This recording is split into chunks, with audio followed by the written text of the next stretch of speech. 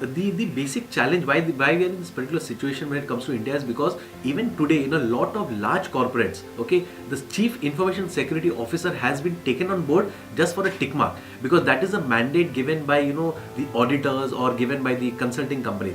That person in many organizations doesn't have the decision making authority, or whenever a proposal goes from a CISO, okay, to the CIO, that is given the least amount of importance because they always feel that an attack will never happen to us. That is one of the reason. And again, why we feel that this is very high in India is because of the compliance issue.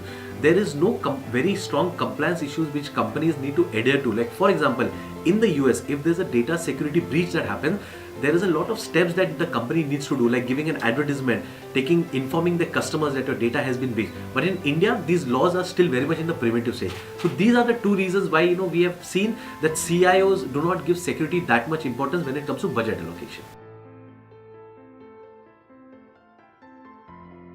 Every CIO has to keep in mind that security is not a destination, it is a journey.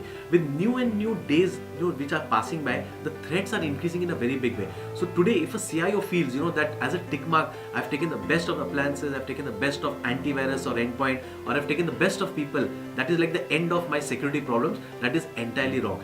You cannot have that kind of feeling today when you are a CIO, or even if you're a CISO out here. So you need to make sure that security is something that needs to keep on changing, or you need to adapt to the new technological requirements over a period of time. And once the CIOs understand that this particular statement which I just made, I think we'll have a much more secure environment in India.